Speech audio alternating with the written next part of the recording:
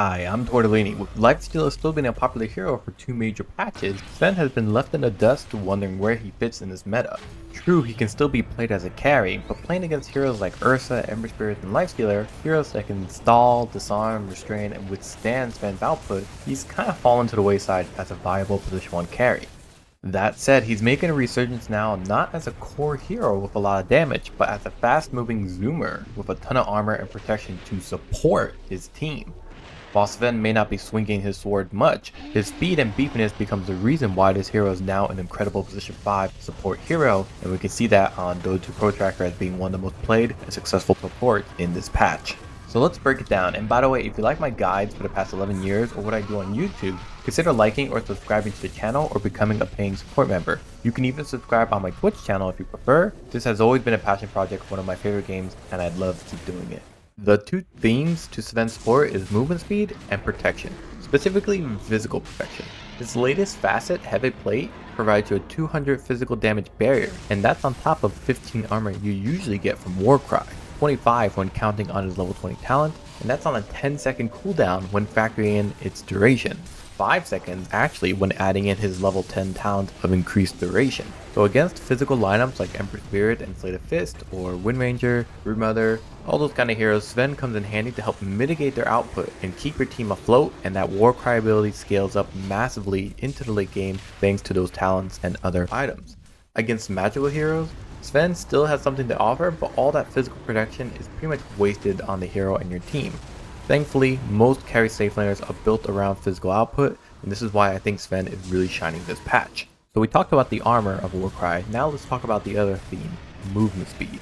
It's just the other half of Warcry, and it's also incredibly powerful because it's percentage based. So the more speed Sven and his teammates have, the more potent the extra movement speed Warcry provides. So items like Tranquil Boots, Drum of Endurance, and eventually Boots of Bearing means that Sven comes at like 500 to 550 movement speed in comparison to say Centaur Stampede, which grants 600 movement speed for less than half of Warcry's duration. It far surpasses most movement speed buffs in the game, and the incredible part is that it buffs your entire team.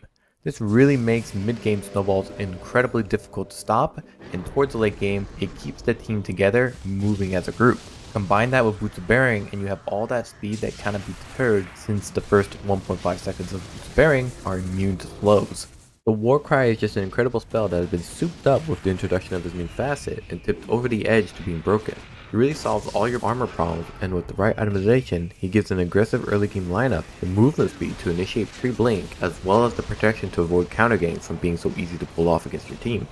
All that said, Sven as a support only really works as a position 5, and that's due to all his flaws during the laning stage. He has a small mana pool, so spamming Stormhammer for the stun and damage is really not justifiable. So playing as a position 4 to set up kills or rebuff enemy safe laners back is not really in the cards for Sven. You don't really need items to be impactful with Stormhammer and Warcry. Furthermore, he has a hard time pressuring the enemy carry, who are likely to play under tower, and later he will have a more difficult challenge farming compared to other position 4s like Hoodwink or Spearbreaker, since he really doesn't have any points of Great Cleave, having put it all in Stormhammer and Warcry. And honestly, his lane stage as a safety and support is actually also pretty subpar. Sure, you are deterring the effectiveness of enemy off-laning physical harassment, but you have very little to offer in the lane until at least level 5 to give your Stormhammer some actual damage output and stun duration. I can see him paired with someone like Ursa or Medusa, heroes that really love the extra survivability, movement speed, and can take advantage of his stun duration to fall through. But all in all, you're mostly backseating that lane for a while.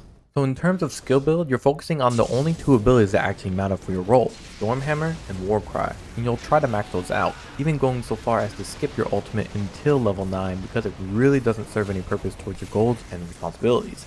Evidently, this also means you grab your Heavy Plate facet and the level 10, 20, and 25 talent, which are all built around increasing your Warcry duration and armor, as well as Stormhammer duration at 25.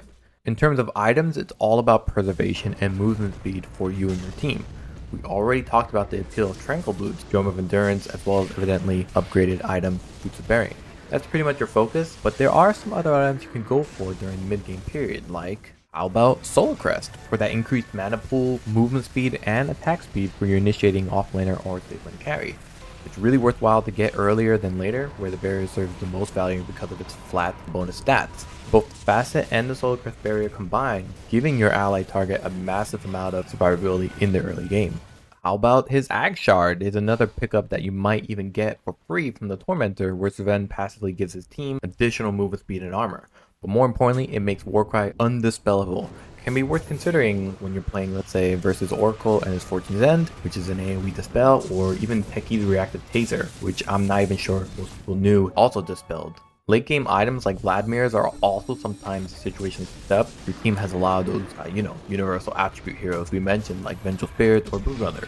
These heroes themselves gain massive base attack percentages through their abilities like Vengeance Aura and Insatiable Hunger, and the Vladimir's gives even more base damage percentage bonus through its aura on top of the lifesteal and extra mana regeneration. And situationally, you can also opt for some magic resist and disjointing power with Cluno Cape, Yule for dispel and to alleviate your mana woes, or how about a Force Staff for situational repositioning? Your itemization runs along the idea of enabling Sven's team to run and crash into the enemy team, so your main focus are the items I mentioned, Gem of Endurance, and protection from physical damage like Solar Crest, etc. So in summary, Sven is a fantastic aura carrier that beats your lane and your lineup right from the start of a match.